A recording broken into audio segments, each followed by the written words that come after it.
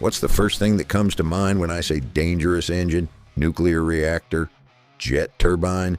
How about a straight six from a Japanese luxury sedan? Never heard of it? What if I told you this unassuming power plant became the most feared engine in motorsports history, not because Toyota designed it that way, but because they accidentally created a monster? The 2JZ have always fascinated me. I'm not entirely sure why, to be honest. Maybe because of its legendary reliability, maybe because of its absolutely insane power potential, or maybe because it represents everything the automotive industry claims is impossible today. You know, building an engine so overbuilt, it laughs at quadruple its factory power output. So with that out of the way, let's talk about how Toyota accidentally created the perfect storm. The year was 1991, and Toyota had a problem, a big one. Lexus, their new luxury brand, was getting its ass handed to it by BMW and Mercedes in the performance department. The LS400 was selling well, sure, but when it came to sports sedans, crickets. BMW had their silky inline-sixes, Mercedes had their V8s, and Toyota had, well, they had the 7M GE, which was about as exciting as watching paint dry. Now, don't get me wrong, the 7M wasn't a bad engine, it was just adequate, and adequate doesn't sell luxury sports sedans. Toyota's engineers knew they needed something special, something that could compete with the Germans. What they didn't know, however, was that they were about to create an engine that would dominate not just luxury sedans, but drag strips, drift tracks, and time attack circuits for the next 3 decades. The development team, led by a guy named Suzuki-san, whose first name I can't find anywhere for the life of me, started with a clean sheet design, well, mostly clean. They borrowed some concepts from their existing engines, but essentially, this was going to be all new. The goal? Create a 3-liter straight six that could reliably produce 220 horsepower for the naturally aspirated version and 280 for the twin-turbo. Rookie numbers, right? That's what everyone thought at the time. Here's where things get interesting. Japanese engineers in the early 90s had a reputation for overbuilding everything. It's like they took the concept of safety factors and said, yeah, but what if we doubled it? And then doubled it again. The 2JZ's block was cast iron, not aluminum like everyone was moving to, but good old-fashioned heavy-as-hell iron. The crankshaft, forged steel. The connecting rods, forged steel. Everything that could be forged was forged. Everything that could be overbuilt was overbuilt. I suspect this had something to do with Japan's engineering culture at the time. They'd been burned before with engines that couldn't handle boost, and the last thing Toyota wanted was warranty claims on their flagship luxury sports sedan, so they built it like a bank vault that happened to have 6 cylinders. The official displacement came in at 2,097 cc, which they rounded up to 3.0 liters because marketing. Bore was 86 mm, stroke was 86 mm, making it a perfectly square engine. This wasn't by accident. Square engines tend to be good at everything, but exceptional at nothing, which is exactly what you want in a luxury car engine. Good low-end torque, smooth power delivery, decent high RPM capability. Jack of all trades, master of none, or so they thought. The head design was where Toyota really showed off. Dual overhead cams, 4 valves per cylinder, variable valve timing on the intake side. Pretty standard stuff for a high-end engine in 1991. But the execution was flawless. The combustion chambers were perfectly shaped, the ports were smooth as glass, and the whole thing was engineered to flow air like nobody's business. And now the naturally aspirated version, dubbed the 2JZ GE, was fine, good even. It made its 220 horsepower reliably, ran smooth as silk, and would probably outlive the heat death of the universe if you changed the oil occasionally. But nobody remembers the GE. No, what everyone remembers is its twin-turbo brother, the 2JZ GTE. Oh boy, the GTE. This is where Toyota's engineers apparently lost their minds in the best possible way. Instead of using a single large turbocharger like Nissan did with the RB26, Toyota went with sequential twin turbos. The idea was simple. Use a smaller turbo for quick spool at low RPM, Then bring in a second turbo as revs climbed. In practice, it was a nightmare of vacuum lines, of solenoids, and complexity that would make a Swiss watchmaker cry. But it worked. Oh man, did it work.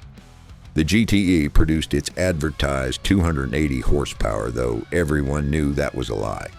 See, Japan had this gentleman's agreement at the time where no car would advertise more than 280 horsepower, insurance reasons, supposedly.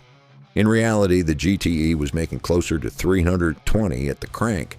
Toyota was essentially shipping detuned engines from the factory. The first car to get the 2JZ GTE was the Toyota Aristo, which we got in the States as the Lexus GS300, except we didn't get the turbo version because America, land of the free, home of the you can't have nice things. The Aristo was a sleeper, if there ever was one. It looked like something your dentist would drive, but it could embarrass Porsches at stoplights. Then came the Supra, the A80 Supra, the car that would make the 2JZ famous or infamous, depending on your perspective. When the MKI-V Supra launched in 1993, it was a technological tour de force. Gorgeous styling, incredible engineering, and that glorious 2JZ GTE under the hood. Car magazines lost their minds. Motor Trend called it a Japanese Ferrari. Road and Track said it was the best sports car to come out of Japan. High praise. But here's the thing about the Supra, it didn't sell at all. Toyota was asking Corvette money for a Toyota, and buyers weren't having it. In 1993, they sold about 3,000 Supras in the U.S. By 1998, that number had dropped to 337 in the entire United States. You could count all the Supra buyers on a moderately sized cruise ship. This is where the story should end, right? Engine doesn't sell, car gets canceled, everyone moves on. Except something weird started happening in the late 90s. The underground racing scene discovered the 2Js, and what they found defied all logic. Remember how I mentioned Toyota overbuilt everything? Turns out they overbuilt it so much that the stock bottom end could handle 700 horsepower.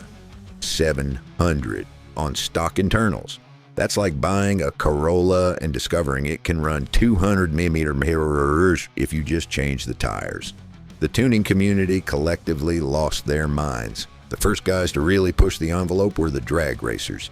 They'd buy crashed Supras for pennies on the dollar, slap on a bigger turbo, and suddenly they're running 10-second quarter miles. Word spread fast.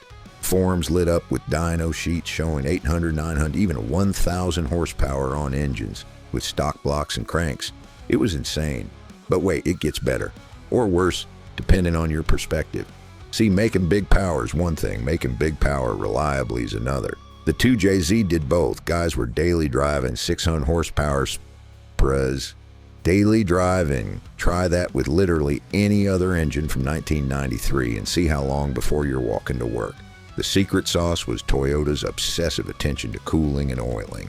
The 2JZ had oil squirters that cooled the pistons, a massive oil capacity, and a cooling system designed for worst-case scenarios. It's like they knew people would eventually strap massive turbos to these things and engineered accordingly. Maybe they did.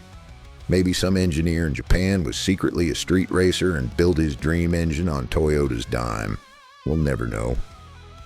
By the early 2000s, the 2JZ had transcended its original purpose. It wasn't just a super engine anymore. People were swapping them into everything. 240 SXs, RX-7s, even American muscle cars. There's a guy in Texas who put one in a Fox body Mustang. And the Ford purists nearly started a riot. The 2JZ had become the LS swap of the import world, except it revved higher and sounded better. The drifting scene embraced the 2JZ with open arms. The linear power delivery and bulletproof reliability made it perfect for going sideways at 100 mph while bouncing off the rev limiter. Plus, if you blew one up, which was surprisingly hard to do, junkyards were full of them from crashed Supras and SC300s. Meanwhile, in the time attack world, 2JZ-powered cars were setting records left and right. The power potential was obvious, but what really made the difference was consistency. You could beat on a 2JZ all day at the track and it would just ask for more. Try that with an RB26 or a Ford G63 and you'd be replacing head gaskets between sessions. The turning point, the moment when the 2JZ went from really good engine to legendary status, probably came in 2001. That's when a little movie called The Fast and the Furious hit theaters. And suddenly everyone knew what a Supra was. Paul Walker's orange Supra became the most famous Toyota since the AE86 in Initial D. And 2JZ prices went through the roof overnight. I remember watching that movie in theaters and cringing at some of the technical inaccuracies. Danger to manifold? What does that even mean? But you know what? It didn't matter. The movie made the Supra cool, and by extension, the 2JZ became the engine everyone wanted.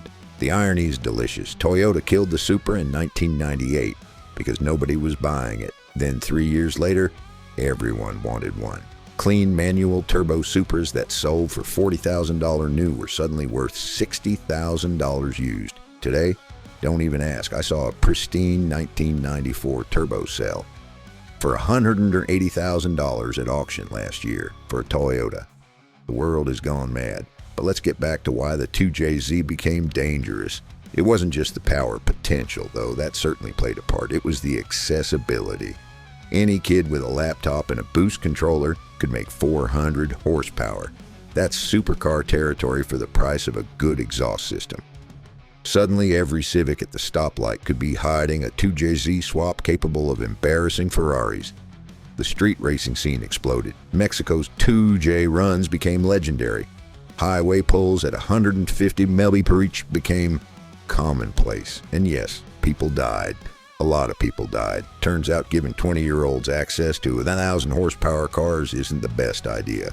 Who could have predicted that? Law enforcement didn't know what to do. They'd confiscate cars, crush them, make examples of racers, but it didn't matter. The 2JZ had democratized speed. For the price of a used Camry, you could build something that would outrun police helicopters. Not that anyone should try that. Seriously, don't. The tuning companies made fortunes. Titans of the industry like Titan Motorsports. Coincidence? I think not. Built 2JZs that made 2,000 plus horsepower. 2,000 from 3 liters. That's 666 horsepower per liter, which seems appropriately demonic. These weren't dyno queens either. They were putting this power down at drag strips and half-mile events. The technology trickled down fast. What was cutting edge in 2005 was bolt on by 2010. Precision turbos, AEM management systems, methanol injection, it all became plug and play. You could order a 700 horsepower 2JZ build kit online and have it delivered to your door. Amazon Prime for psychopaths. But here's the thing that really made the 2JZ dangerous. It was too good. It made building stupid power too easy. There was no learning curve, no hard-won experience needed. You didn't have to understand engines to make power with a 2JZ. You just had to follow a recipe. And when you remove the barrier to entry for extreme performance, bad things happen. I've seen kids with more money than sense build 1,000 horsepower Supras as their first project car. That's like giving a toddler a loaded gun. Sure, the engine can handle it, but can they? Spoiler alert, usually not. The insurance companies caught on eventually. Try getting coverage for a 2JZ swapped anything nowadays. They'll either laugh at you or quote you a premium that costs more than the car. State Farm knows what that engine means. They've seen the claims. Even Toyota seemed surprised by what they'd created. When they finally brought back the Supra in 2019, they partnered with BMW and used a BMW engine. The internet lost its collective mind. No 2JZ, this isn't a real Supra? As if Toyota could just dust off 30-year-old tooling and start making 2JZs again. That's not how manufacturing works, people. The truth is, Toyota could never make the 2JZ today. Emissions regulations, fuel economy standards, pedestrian safety requirements. It all makes building an iron block straight 6 impossible. The 2JZ is a relic from a different time when engineers could prioritize durability over everything else. And maybe that's why it became so legendary. It represents the last of the overbuilt engines, the final boss of the analog era.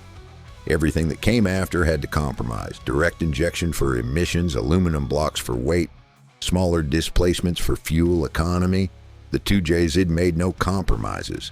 It was built to last forever and make as much power as physics would allow. The danger isn't just in the power, though. It's in what the 2JZ represents. It's the idea that with enough boost, enough fuel, enough courage, or stupidity, anyone can have supercar performance. It democratized speed in a way that scared the establishment. Why buy a Ferrari when a built Supra is faster, more reliable, and costs a tenth as much? This disruption of the established order is what really made the 2JZ dangerous. It upset the apple cart. It made traditional supercar manufacturers look silly. Lamborghini spent millions developing the Gallardo's V10. Meanwhile, some guy in his garage made more power with a 2JZ than a laptop. The emperor had no clothes, and the 2JZ proved it. The community that formed around this engine was unlike anything the automotive world had seen. Forums dedicated to 2JZ builds, shops that specialized in nothing but 2JZ tuning, even 2JZ specific events and races. It became more than an engine.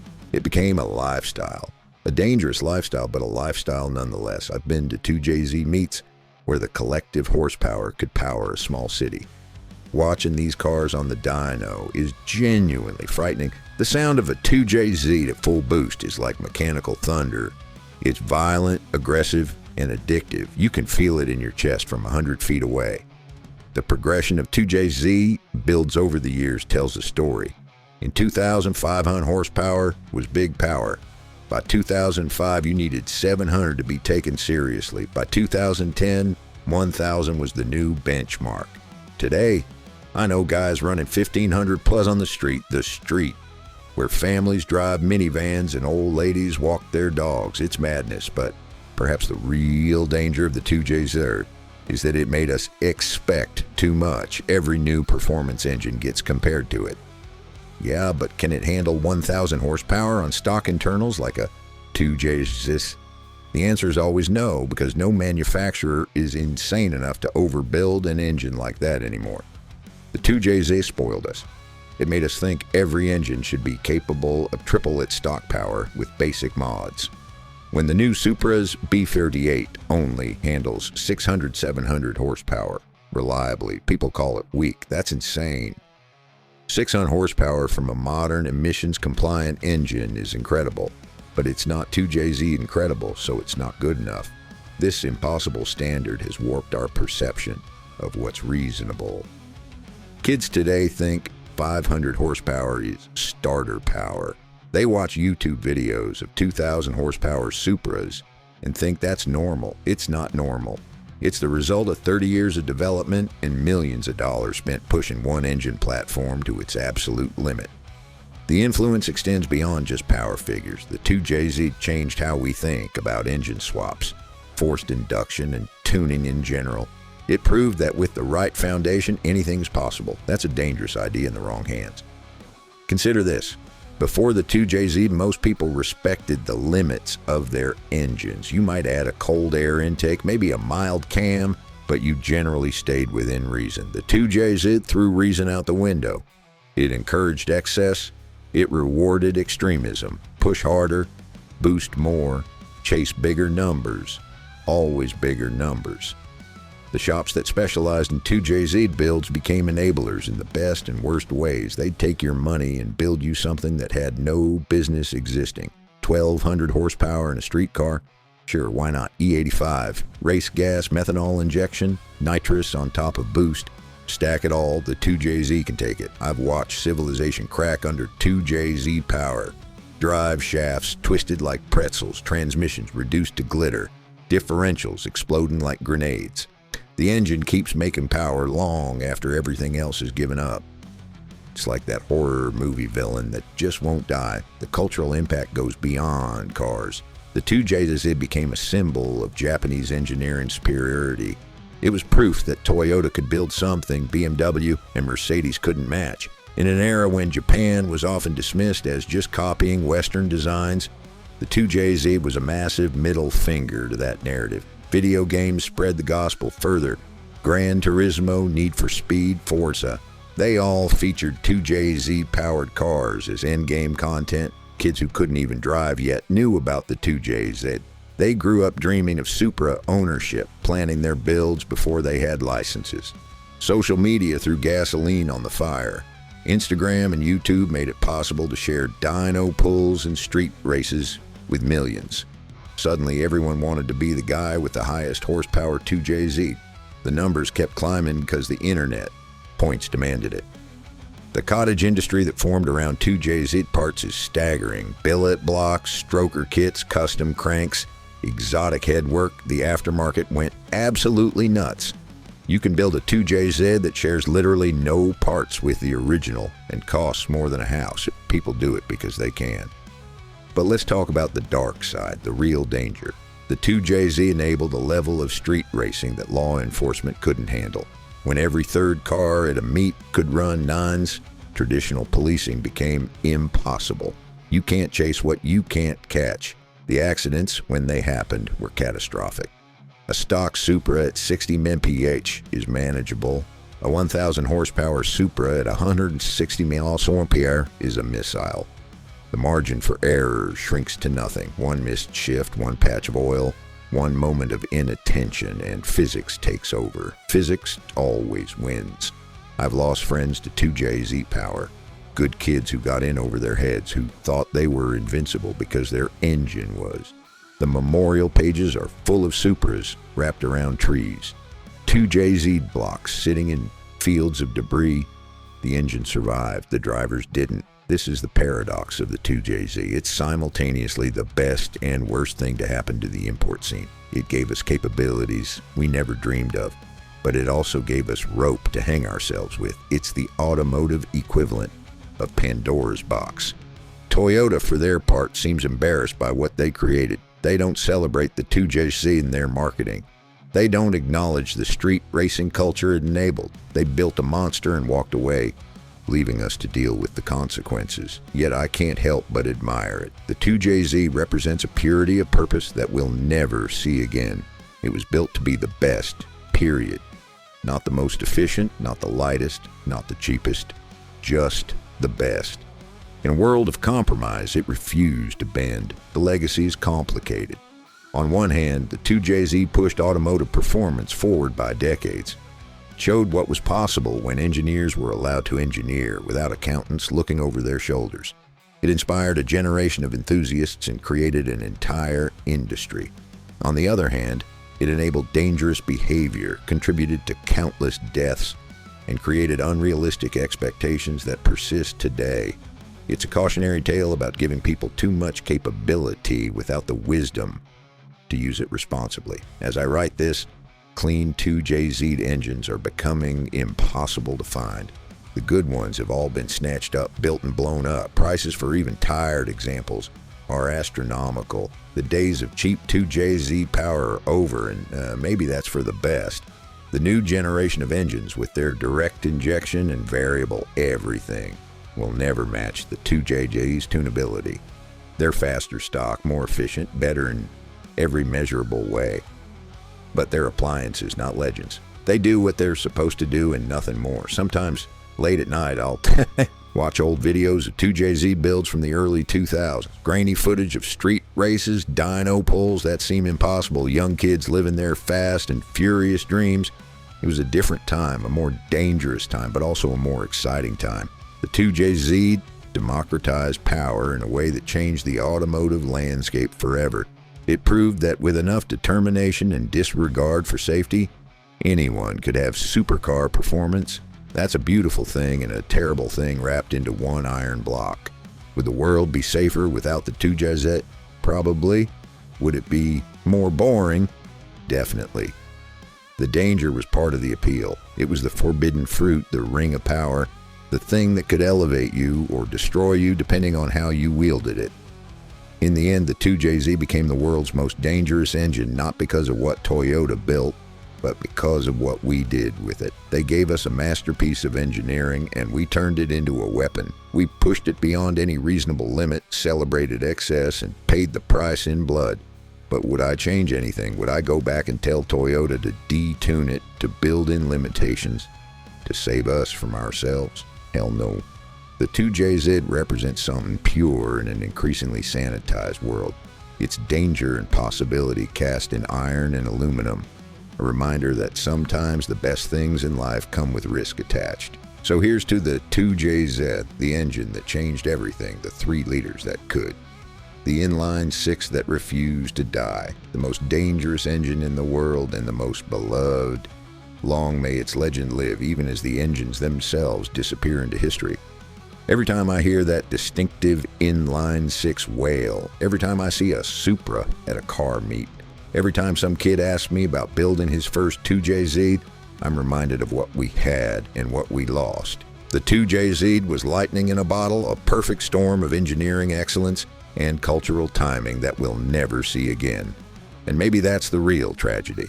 Not that the 2JZ was dangerous, but that nothing will ever be that dangerous again. We've been domesticated, regulated into submission, forced to accept less in the name of safety and efficiency. The 2JS was our rebellion against that future, our last stand against the inevitable march of progress. But what a stand it was. What beautiful, terrifying, magnificent chaos it enabled. The world's most dangerous engine, without a doubt. The world's most important engine, quite possibly. The engine I'd build if I had to choose just one every single time. Because at the end of the day, the 2JZ taught us something valuable. That with great power comes great responsibility, but also great possibility. It showed us what we're capable of when we refuse to accept limitations. And yes, it showed us the price of that refusal. But for those who understood the risks, who respected the power, who approached it with the right mix of courage and caution, the 2JZ offered something precious. True freedom. That's why it became the world's most dangerous engine. Not because of the horsepower or the street racing or the accidents, but because it gave us a taste of what's possible when engineering meets ambition meets a complete disregard for playing it safe. And once you've tasted that, everything else feels like a compromise. The 2JZ didn't just change engines, it changed us. It made us expect more, demand more, build more. It set a bar so high that 30 years later, we're still trying to reach it. And in a world that increasingly tells us to expect less, to accept limitations, to stay in our lane, the 2JZ remains a defiant reminder that sometimes, just sometimes, more is more. Dangerous? Absolutely. Worth it every single horsepower.